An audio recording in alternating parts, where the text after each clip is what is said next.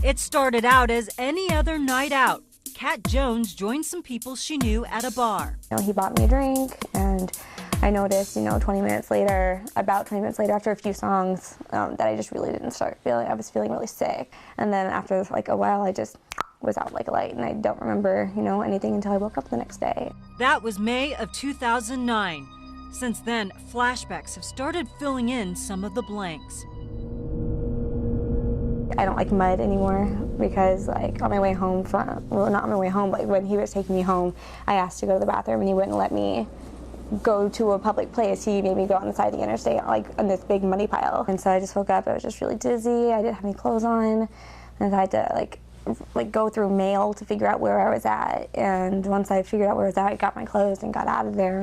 She called for her sister to come get her at a nearby shopping center and tried to process what happened. I was embarrassed that that happened to me. I was embarrassed that I just didn't, it was kind of like there was this time that I was just.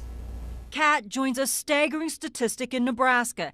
An estimated 1 in 8 women are raped in this state, and 3/4 of them are sexually assaulted by someone they know.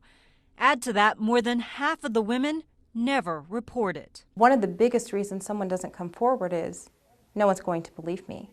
And that's a huge hurdle to get over. It takes a lot of strength to do this. It really does. It's not a weak person who goes to trial. It's not a weak person or who will report it. Kat's decision to report it to police she calls the right thing to do.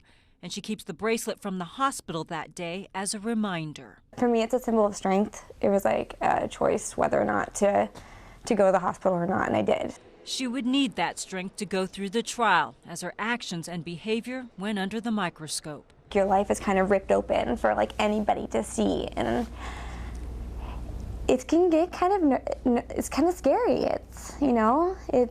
It's a huge invasion of privacy. As a society, we're so used to looking at that victim and what she was wearing and what she was doing in the position that she was in, as opposed to what actually happened to her. Prosecutor Julie Medina admits winning an acquaintance rape case is an uphill battle.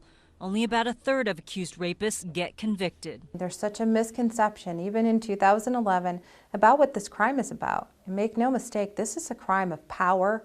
This is a crime of control. It has absolutely nothing to do with sex. This is something that not very many people talk about. It's very hush-hush, and I think that is a reason why people aren't convicted. A jury acquitted the man in Kat's case, too.